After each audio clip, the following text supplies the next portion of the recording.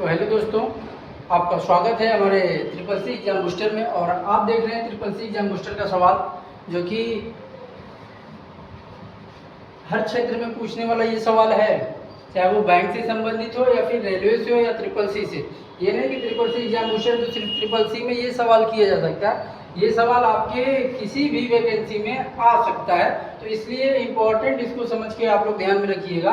पहला सवाल कह रहा है कि भारत की पहली एआई टीचर यानी आर्टिफिशियल इंटेलिजेंस जो है वो पूछ रहा है कि टीचर का नाम, भारत की पहले एआई टीचर का नाम, पहला आयरिस और दूसरा आपका कह रहा है जॉन मैकार्थी, सी ब्रिटानिक और चौथा आपका है नॉन ऑफ द एबव। यानी भारत की पहली एआई जो टीचर थी वो आयरिस थी। ए वाला ऑप्शन हमारा क्या होगा? सही होगा। ए वाला ऑप्शन आपका क्या होगा? सही होगा। दूसरा कह रहा है पेन का आविष्कार किसने किया? जिस चीज से आप कॉपी पे लिखते हो, जिस पे हम लोग कॉपी पे नोट करते हैं, तो नोट करने के लिए हमें या तो पेंसिल या तो पेन की आवश्यकता पड़ती है, लेकिन पेंसिल के आविष्कारक कोई और है, लेकिन पेन के आविष्कारक कोई और है। तो वो पूछ रहा है कि पेन का आविष्कार कब हुआ था? तो पेन का आविष्कार कह रहा है कि सन 1938 लास जलो वीरो द्वारा, बी लेकन वीरो 1955 में, सी 1999 और चौथा आपका नॉन ऑफ द एबव। तो आपका पहला वाला जो ऑप्शन है वो आपका सही होगा। 1938 लास जलो वीरो द्वारा पेन का आविष्कार हुआ था 1938 में। ठीक है। तीसरा नंबर है मोबाइल का असली नाम क्या है? अब हम लोग सभी लोग मोबाइल स्मार्टफोन यूज करते हैं, उसका असली नाम क्या है? तो आप एक बार सोच सकते हैं कि असली नाम क्या हो सकता है। ऑप्शन दे रहा है radio phone system, Dynatech, Samsung, none of the above. तो हमको लग रहा है कि रेडियो फोन सिस्टम हमारा क्या है? सही है। पहला वाला ऑप्शन इसमें भी क्या होगा आपका? रेडियो फोन सिस्टम आपका सही है, क्योंकि मोबाइल का असली नाम रेडियो फोन सिस्टम ही है। उसके बाद चौथा ऑप्शन कह रहा है घड़ी का आविष्कार कब हुआ? वो घड़ी जो समय गवा के हम लोग आगे बढ़ जा रहे हैं, उसके बारे में पूछ रहा है कि घड़ी का आविष्कार कब हुआ? तो पहला ऑप्शन कह रहा है कि 1430 ईस्वी में, दूसरा 1582 पेंडुलम में, और सी 1930 में, और चौथा नॉन ऑफ द एबव। तो यहाँ पे आपका 1430 में नहीं, 1582 पेंडुलम के अंदर हुआ था। कब हुआ था? 1582 पेंडुलम में। पांचवें नंबर का क्वेश्चन है भारत का पहला एआई शहर कौन है? यानी भारत के अंदर पहला जो एआई शहर है उसका नाम क्या है? तो देख लेते हैं कि भारत का पहला एआई शहर कह रहे हैं बेंगलुरु के पास बिदादी में, बी मुंबई में, सी हरियाणा में, डी इनमें से कोई नहीं। तो बेंगलुरु के पास जो बिदादी शहर है उस वहीं पे हुआ था। बेंगलुरु के पास बिदादी में भारत का पहला एआई शहर बना था। ठीक है। छठवें नंबर का क्वेश्चन आपका कह रहा है एआई के जनक के रूप में किसे जाना जाता है? यानी जो एआई है, आर्टिफिशियल इंटेलिजेंस है, उसके जनक के रूप में किसे जाना जाता है? पहला ऑप्शन कह रहा है Fisher ADA, Alan Train, John Mathy, Alan Neville. तो यहाँ पे आपका सी वाला ऑप्शन सही होगा, जॉन मैकार्थी वाला ऑप्शन आपका सही होगा। जनक के रूप में जॉन मैकार्थी को ही माना जाता है। सातवें नंबर का क्वेश्चन आपका कह रहा है डिजिटल पेमेंट ट्रांसफर कौन सा तरीका सही नहीं है?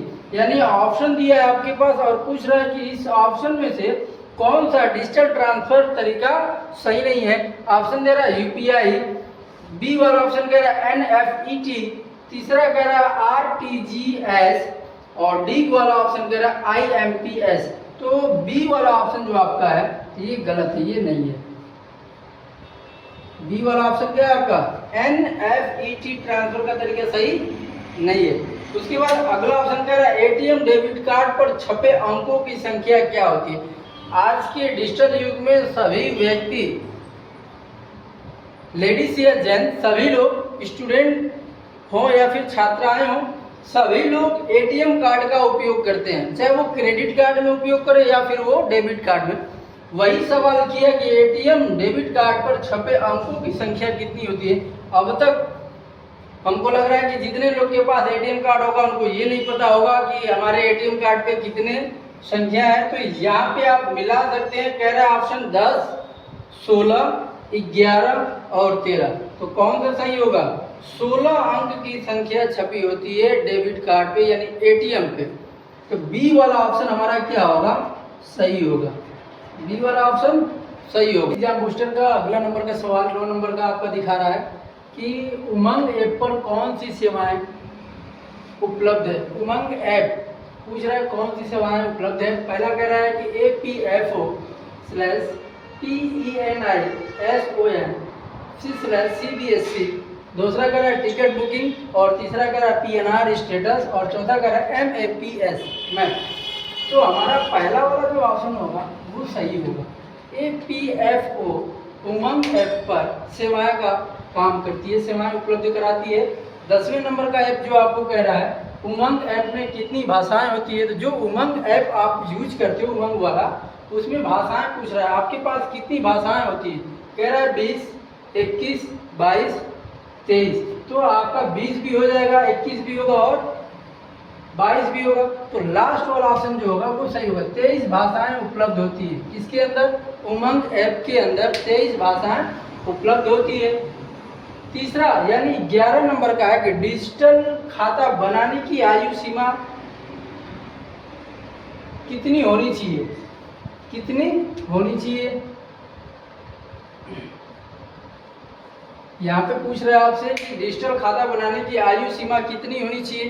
तो डिजिटल कह रहा है 16 years, 18 years, 21 years. There is no age limit, यानी आप डिजिटल खाता किसी भी उम्र में बना सकते हो। कोई आपके एज में ये नहीं है कि आपको 18 साल के होंगे तो आप बना सकते हो या फिर 20 साल के, लेकिन आप क्या कर सकते हो? देयर इज नो लिमिट, कोई आपकी लिमिट नहीं है। तो डी वाला ऑप्शन हमारा क्या होगा? सही होगा। यानी आपका डिजिटल खाता जो बनाना है आपको, उसमें कोई एज की लिमिट नहीं दिया गया। अगले नंबर 12 नंबर का सवाल कह रहा है ई कॉमर्स के लिए साइबर कानून कब लाया गया। ई कॉमर्स के लिए साइबर कानून कब लाया गया? पहला ऑप्शन कह रहा है 17 अक्टूबर 2000, बी वाला ऑप्शन 20 दिसंबर 2005, और सी का 30 सितंबर, और आपका डी वाला कह रहा है 12 जनवरी 2001। तो यहाँ पे कौन सा सही होगा? ई कॉमर्स के लिए साइबर कानून कब लाया गया?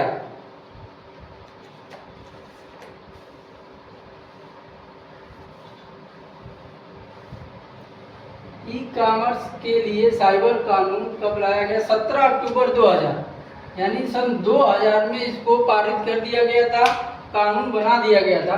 अगला नंबर का सवाल, आधार एक विशिष्ट पहचान संख्या किसके द्वारा किया जाता है। यानी जो आधार बनता है वो किस साइट पे बनता है, किसके द्वारा बनाया जाता है।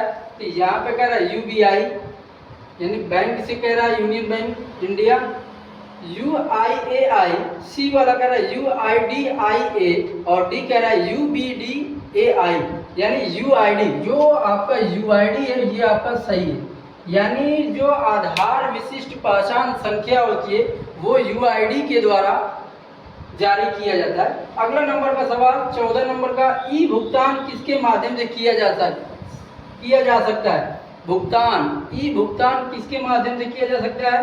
पहला वैलेट, डिजिटल वैलेट, नगद, इनमें से कोई नहीं। तो आप ई भुगतान जब भी करोगे तो डिजिटल वैलेट के साथ ही कर सकते हो, ना ही वैलेट से करोगे ना ही नगद से करोगे, ना इनमें से कोई नहीं। तो आप डिजिटल वैलेट से कर सकते हो, जो आपके बैंक में डिजिटल वैलेट ऑटोमेटिक होता है, उसी से आपका ये पेमेंट होगा। तो बी वाला ऑप्शन हमारा क्या होगा? सही होगा। अगला नंबर का सवाल कह रहा है कि बैंक किस मशीन का उपयोग बड़ी संख्या में चेक को संशोधित करने के लिए करता है। यानी छोटी रकम निकालने के लिए हम लोग आधार से उपयोग करके पैसा निकाल लेते हैं, लेकिन बड़ी रकम निकालने के लिए हम लोग चेक का उपयोग करते हैं, चेक का इस्तेमाल करते हैं। और चेक में अगर कोई गलती हो जाती है तो वहाँ पे संशोधित करने के लिए कह रहा है कि कौन सी मशीन का उपयोग कर सकते हैं। कह रहा है OMR आपके ऑब्जेक्टिव जो क्वेश्चन होते हैं वो चेक करने के लिए उपयोग होता है। जैसे आपके हाई स्कूल, इंटर या फिर कोई कंपटीशन का पेपर होता है तो उसमें ओमार आता है, जिसमें गोला होता है भरने के लिए, तो ओमार मशीन होती है, उससे वो आप चेक कर सकते हो।